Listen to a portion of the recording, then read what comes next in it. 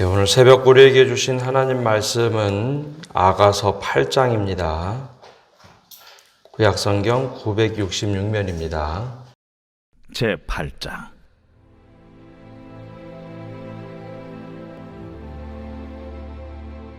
네가 내 어머니의 젖을 먹은 오라비 같았더라면 내가 밖에서 너를 만날 때에 입을 맞추어도 나를 업신여길 자가 없었을 것이라.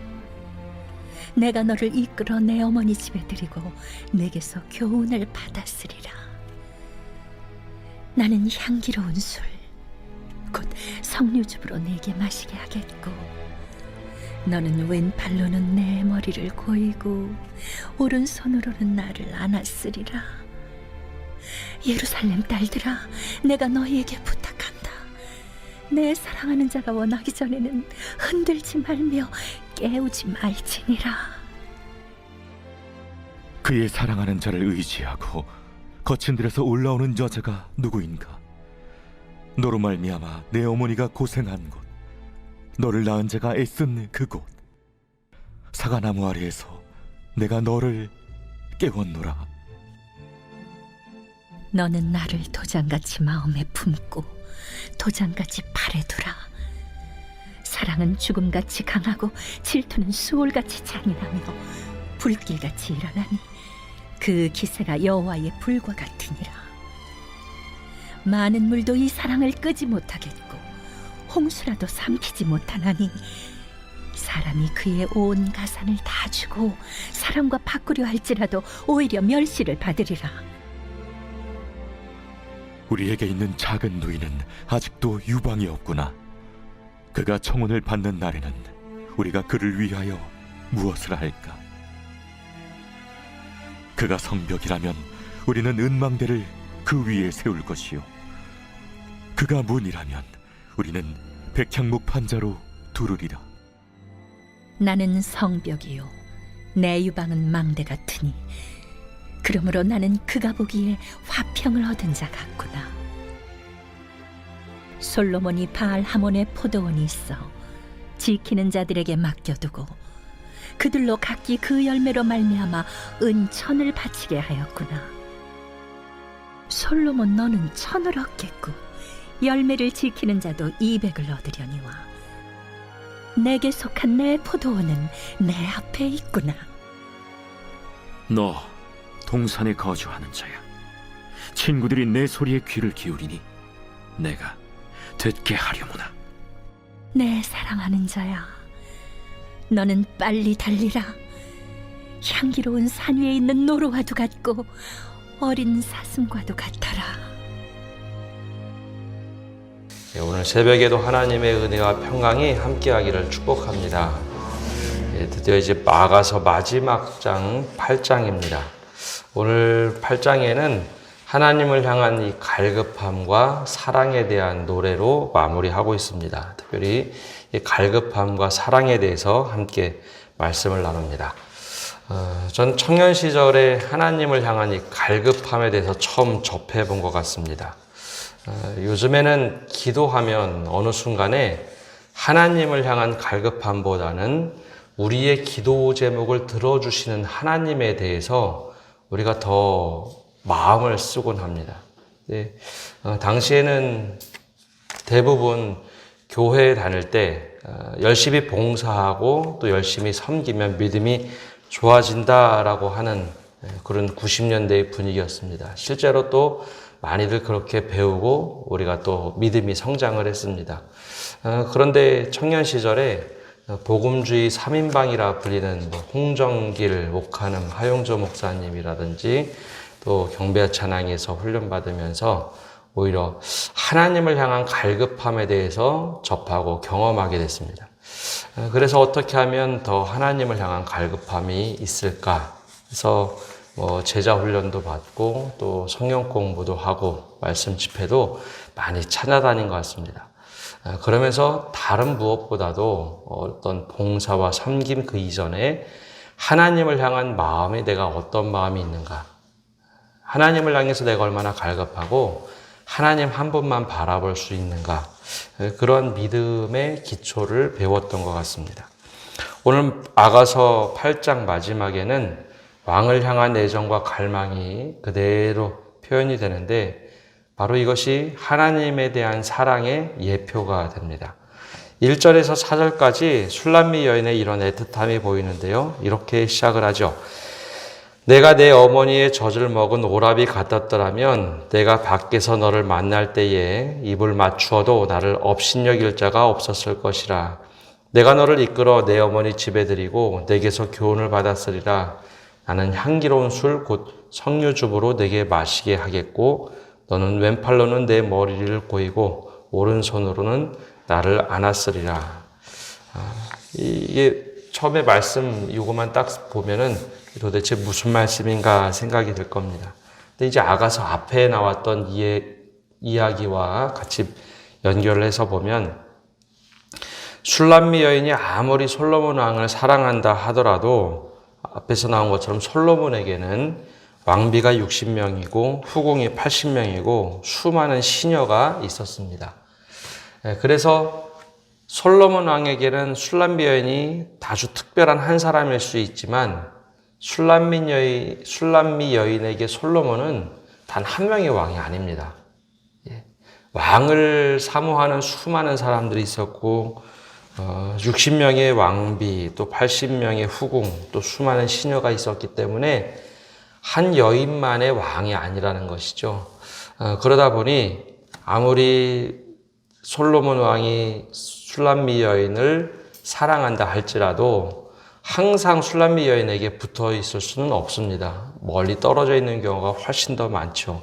그리고 또 왕이 한 여인에게 내가 정말 더 사랑한다라고 말하고 표현하는 것 자체가 굉장히 위험한 일입니다. 그래서 앞에 나왔던 모든 내용들은 대부분 궁궐에서의 이야기였죠. 성 안에서 술람미 여인이 왕을 찾아다니기도 하고 집을 나간 왕을 찾기 위해 성 안을 막 두루 돌아다니는 모습이 나옵니다.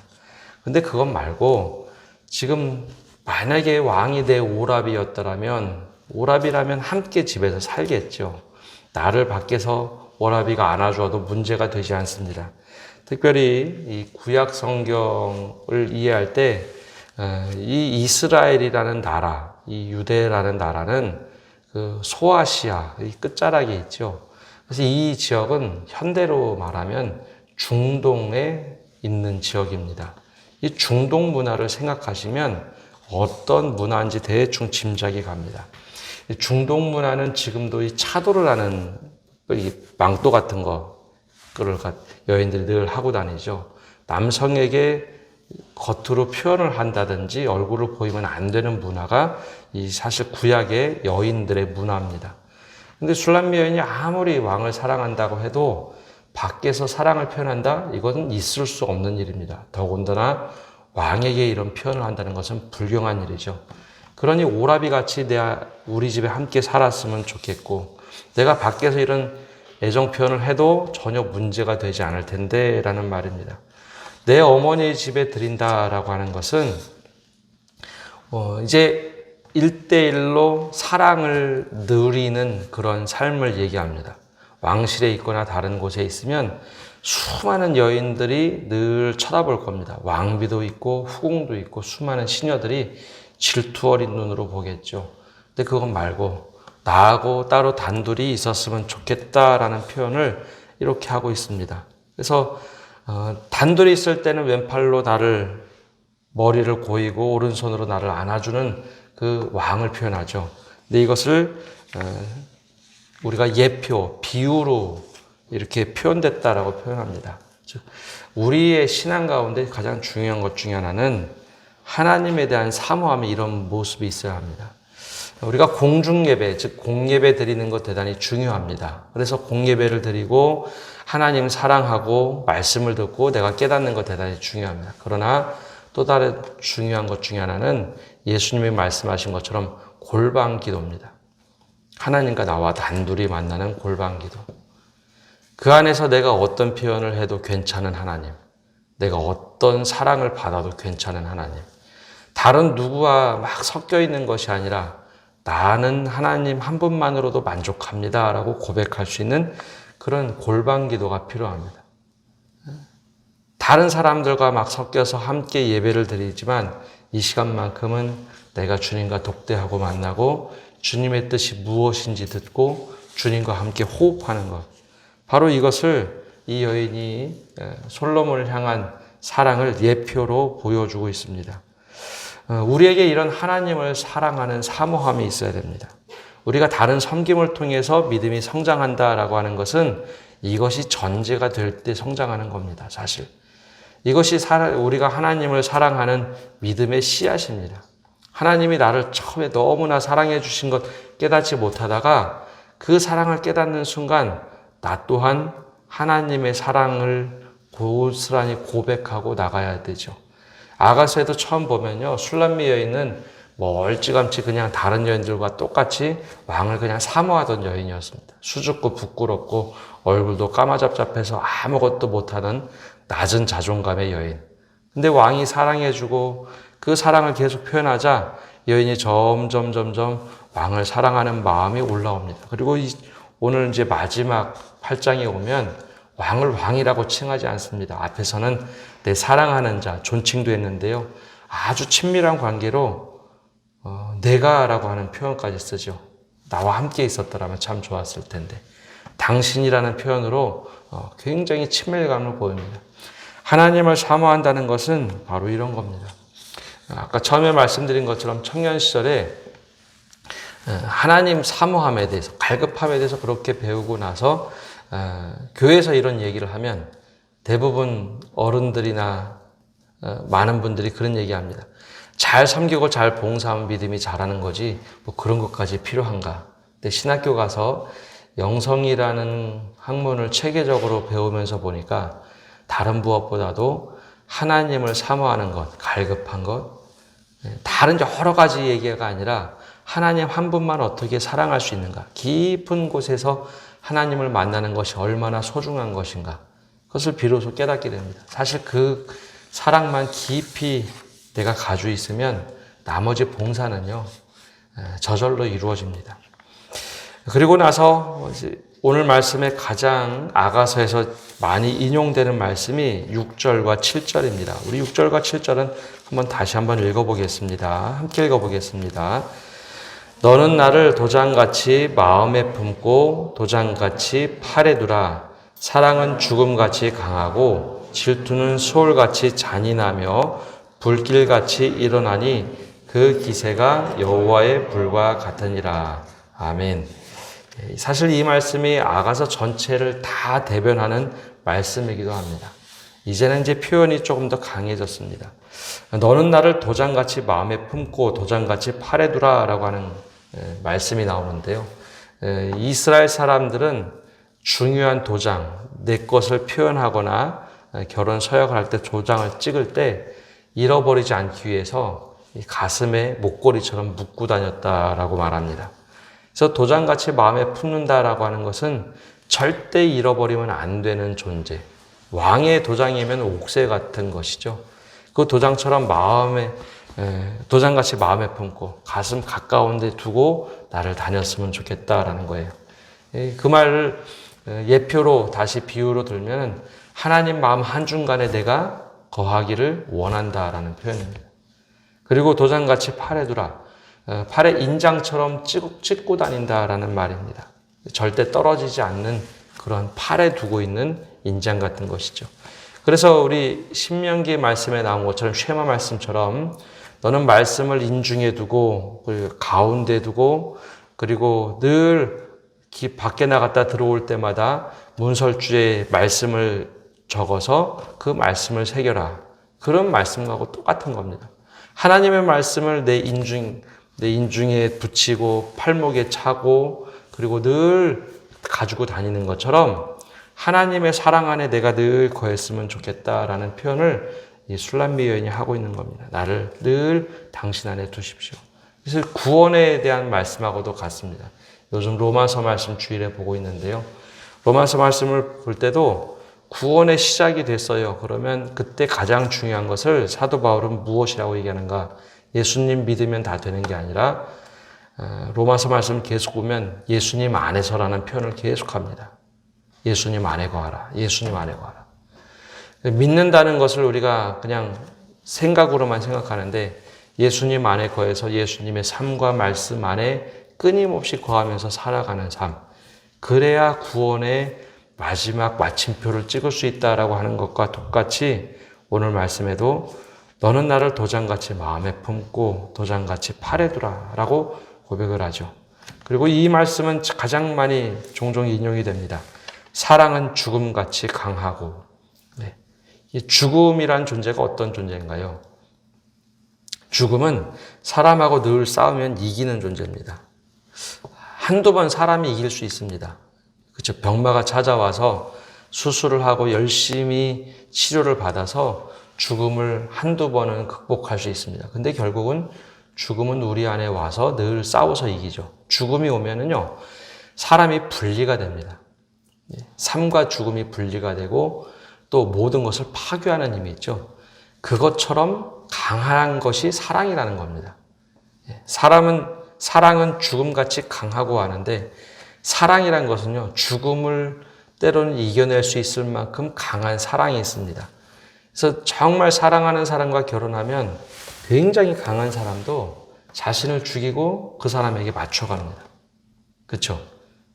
사랑하는 사람이 둘이 결혼할 때 상대방에게 자신을 어느 정도 다 죽여가면서 맞춰가면서 살아갑니다. 그것이 사랑이라는 것이죠. 하나님을 향한 사랑도 마찬가지입니다. 사랑은 죽음같이 강하다는 것이 내가 죽고 예수님 안에서 새롭게 살아나는 것, 그것이 사랑입니다. 그래서 사랑은 죽음같이 강하고 또한 말씀하는 것이 질투는 수월같이 잔인하며 불길같이 일어나니 그 기세가 여호와의 불과 같으니라 라고 말합니다. 여기서 질투라는 것이요, 좋은 것인가 나쁜 것인가 우리가 그 생각을 할 수 있지만 사랑의 양면성 중에 또 하나는 질투입니다. 내가 정말 이 사람하고 함께 영원히 사랑해야 되는데 이 사람이 자꾸 딴 짓을 한다. 그럼 당연히 질투가 나는 것이 당연한 것이죠. 그래서 십계명 말씀 중에 하나님께서 십계명 말씀 중간에 보면 하나님은 질투하시는 하나님이다라는 표현이 있습니다. 우리가 십계명을 그냥 단순하게 한 절, 앞절만 따서 보았지 우상을 만들지 말라, 우상을 섬기지 말라. 거기에는 나는 질투하는 하나님인즉 너는 다른 신을 섬기지 말라. 이 질투가 나오는데 질투라는 단어에는 두 가지 뜻이 있습니다. 말 그대로 사랑의 이면에 있는 질투라는 그 뜻, 다른 것을 섬길 때 분노같이 일어나는 것도 있지만 또 다른 뜻은 열정이란 뜻도 가지고 있습니다. 그래서 하나님의 사랑은 질투가 있고 열정이 있습니다. 그래서 이스라엘 백성들이 이방신을 섬길 때 하나님의 사랑의 이면, 너는 왜 다른 신을 섬기느냐? 질투하는 하나님이 다 등장을 합니다. 그게 나쁜 것이 아니라 하나님을 향해서 온전한 마음을 쏟아야 되는데 다른 마음을 쏟을 때 질투하신다는 거죠. 그것은 순전한 사랑이기 때문입니다. 그래서 로마서에서는 이것을 의라고 표현합니다. 의 그러면 옳고 그름 늘 자꾸 생각하시는데 의라는 것은 관계의 의입니다. 이 남편과 아내가 사랑하고 살아야 되는데 다른 남자를 생각하고 다른 여자를 생각하면 그것은 의로운 관계가 깨지는 겁니다. 관계의 의이기 때문입니다. 하나님께서 우리를 사랑하시는 것도 정말 의로운 관계로 의롭다라고 말씀하시고 사랑의 관계를 맺은 거죠. 근데 다른 것을 자꾸 바라보면 바로 이제 질투가 나는 거죠. 그래서 질투는 수월같이 잔인하다고 말합니다. 그래서 사랑 안에는 질투라는 속성을 가지고 있어야 돼요. 근데 반대로 질투 안에 사랑이 없으면 그것은 저주가 됩니다. 질투를 하는데 사랑이 없는 질투는요, 정말 무서운 저주가 됩니다. 그래서 질투만 잘못 생각하면 하나님의 사랑 없는 질투가 있다. 그러면 다 잔인하게 죽이는 진노가 되는 겁니다. 근데 그것은 잘못. 하나님의 사랑은 질투에는 늘 사랑이 있기 때문에요. 진노가 한계가 있어요. 끝까지 다 죽이지 않습니다. 꼭 남은 자들을 남겨놓고 새롭게 시작할 수 있는 은혜가 있죠. 바로 오늘 말씀에 우리가 하나님을 향한 이 사랑이 있어야 하고 하나님을 향한 질투도 있어야 된다는 것은 내 마음이 다른 것으로 빼앗기지 않도록 하기 위해서 이 질투도 있어야 합니다. 또한 이것은 불길같이 일어나니 그 기세가 여호와의 불과 같으니라. 불꽃처럼 타오르는 그 열정이 있고 그 마음속에 하나님 사랑하는 마음이 있어야 된다라는 것을 우리에게 알려주고 있습니다. 오늘 말씀을 마칩니다. 우리가 믿음 생활하면서 가장 중요한 것은 하나님을 향한 갈급함과 사랑에서 출발해야 합니다. 열심히 봉사하면 믿음이 생기겠지. 근데 믿음이 없는 봉사는요, 쉽게 지치고 쉽게 좌절하게 됩니다. 그리고 또 쓰러집니다. 그래서 가장 중요한 것은 하나님을 향한 갈급함과 사랑. 그리고 더 나아가서 사랑은 죽음같이 강하고 또 하나님의 사랑은 오늘도 우리를 하나님의 곳으로 인도해 줍니다. 그래서 우리가 나를 도장같이 팔에 두고 가슴에 두라라고 하는 것처럼 늘 하나님 사랑 안에 거하게 해주십시오. 예수님 안에 거하게 해주십시오. 이 고백을 하며 살아가시는 성도 여러분 되시기를 바랍니다. 기도하겠습니다. 하나님, 오늘도 아가서 말씀을 통하여 은혜를 나눕니다. 우리가 이 술람미 여인처럼 하나님을 사랑하는 마음이 점점점 깊어지게 하여 주옵소서. 하나님과 독대하고 골방에서 기도하는 그 깊이가 점점 깊어져서 하나님이 나를 얼마나 사랑하시는지 그 사랑을 깊이 깨닫고 골방에서 기도를 통해 주님을 더 깊이 만나게 하여 주옵소서. 다른 무엇보다도 하나님 그 사랑함이 깊어지면 깊어질수록 그 속에서 우리에게 힘을 주시고 우리가 섬길 수 있는 은혜도 주시고 우리가 더 봉사하며 우리의 믿음을 불태울 수 있는 열정을 허락하여 주옵소서. 또한 사랑은 죽음같이 강하다고 하셨는데 우리가 하나님을 향한 그 사랑이 있는지 늘 우리 자신을 돌아보게 하시고 하나님께서는 죽음을 이기도록 예수 그리스도를 죽음에 내어주고 우리를 다시 살리셨는데 우리는 그 사랑을 온전히 받고 그 하나님께 그 사랑을 온전히 드리고 있는지 우리 자신을 돌아보게 하여 주옵소서. 우리 믿음이 더욱더 깊어지면 깊어질수록 하나님을 사랑함이 더 깊어지게 하시고 그 사랑으로 오늘 하루도 또 교회에서 가정에서 또 일터에서 살아가도록 힘을 주시옵소서. 예수님의 이름으로 기도합니다. 아멘.